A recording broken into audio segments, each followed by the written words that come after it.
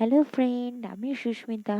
আজকে তোমাদের সাথে শেয়ার করছি চাল কুমড়োর পকোড়া রেসিপি। আগের দিন শর্টে দিয়েছিলাম, আজকে ভিডিওর ডিটেলসে শেয়ার করছি।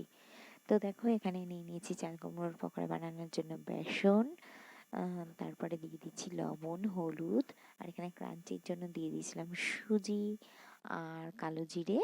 তার সাথে ইউজ করছি ঠান্ডা জল। এটা কিন্তু একটা টিপস, জানো, যখন কোনো পকোড়া বা বড়া এই জাতীয় জিনিস বানাবে তো চেষ্টা করবে যদি ঠান্ডা জল থাকে তো খুবই ভালো হয়। ফ্রিজের একটু ঠান্ডা জল দিয়ে দিলাম, এতে না ক্রাঞ্চিনেস ব্যাপারটা ভীষণ ভালো আসে আর জিনিসটা বেশ মুচমুচে হয়। আমিও কিন্তু এগুলো ইউটিউব দেখেই শিখেছি।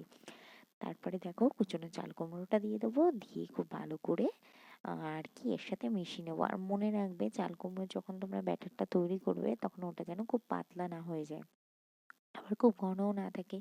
পাতলা হয়ে গেলে কি হবে ব্যাপারটা বলো তো, চাল কুমড়ো তো এমনি জল ছাড়ে, জিনিসটা পুরো জলজলে হয়ে যাবে। এর মধ্যে অ্যাড করে দিচ্ছি সামান্য গার্লিক। দেওয়ার পরে দেখো খুব ভালো করে হাত দিয়ে আরেকবার মেখে নিচ্ছি। আর একটা কি বিষয় কি জানো, এবার আমরা খালি কড়াইটা আগে গরম করে নেব খুব ভালো করে। তারপরে আমি আবার তেল দিয়ে কিছুটা তেলটা গরম করে নেব।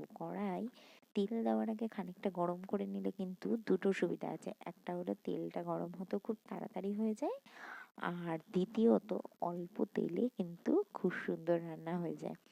তো দেখো, এখানে আমি কড়াইয়ে তেল দিয়ে দিচ্ছি। কড়াইটা কিছুটা গরম হওয়ার পরে, ভালো মতো কড়াইটা গরম হওয়ার পর তেল দিয়ে তেলটা গরম করে নিয়ে আমি এর মধ্যে পকোড়াগুলো ছেড়ে দিচ্ছি।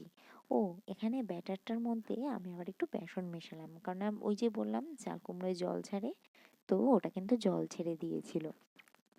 তার জন্য বেশি পাতলা যাতে না হয় তার জন্য আবার একটুখানি আমি কিন্তু একটু বেসন মিশিয়ে দিলাম। এবার দেখো, দু পিঠ ভালো করে লাল লাল করে ভেজে নিতে হবে, নাহলে কিন্তু জিনিসটা মুচমুচে হবে না।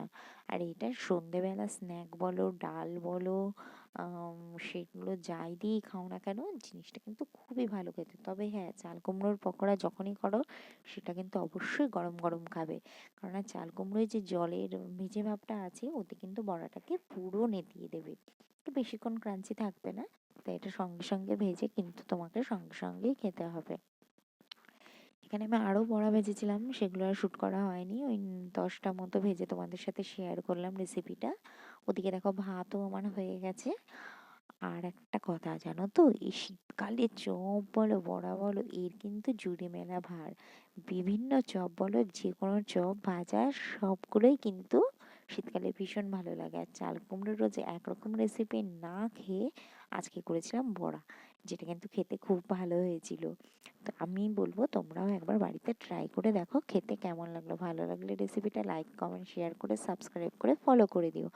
আর কমেন্ট করে জানিও তো তোমরা কে কোথা থেকে দেখছো আমার ভিডিওটা, আর তোমাদের ওখানে কেমন ঠান্ডা পড়েছে। ভিডিওটা ভালো লাগলে তাহলে আজকের মতো টাটা। Thanks for